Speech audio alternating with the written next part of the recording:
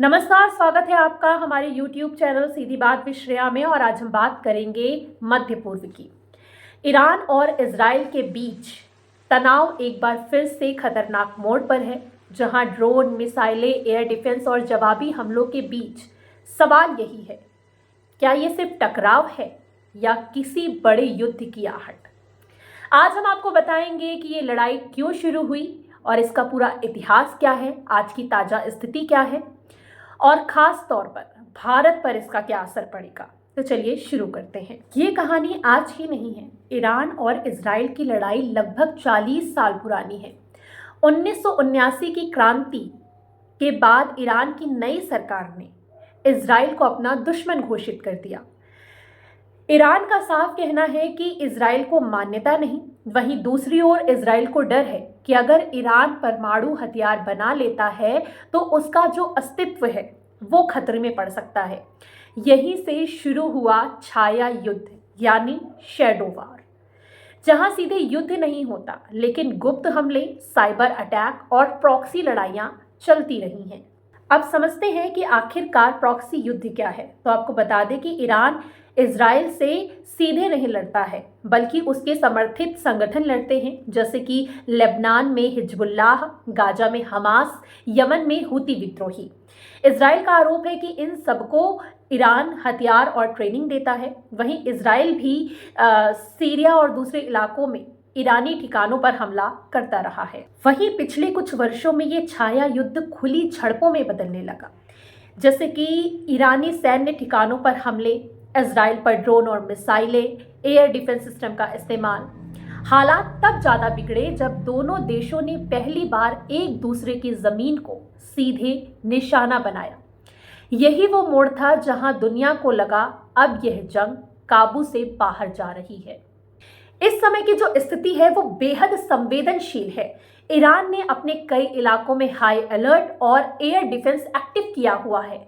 वहीं इजराइल ने भी सेना को पूरी तरह से तैयार रखा है। हवा में मिसाइलों को मार गिराने की खबरें भी सामने आ रही हैं।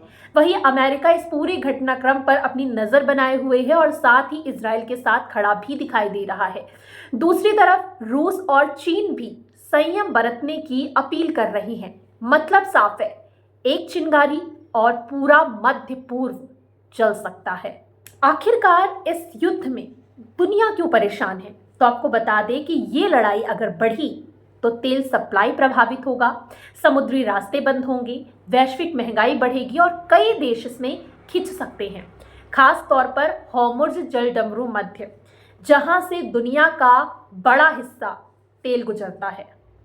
अब बात करेंगे भारत की कि आखिरकार भारत पर इस युद्ध का क्या असर पड़ेगा।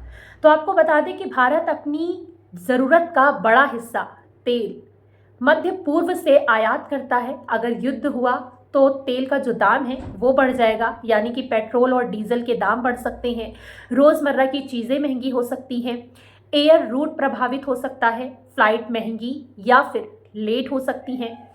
ईरान के आसपास के देशों में हजारों भारतीय काम करते हैं, जिनकी सुरक्षा भी भारत सरकार के लिए एक चिंता का विषय बनी हुई है।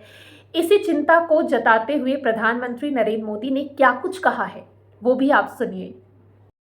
पश्चिम एशिया की वर्तमान स्थिति हमारे लिए गहरी चिंता का विषय है।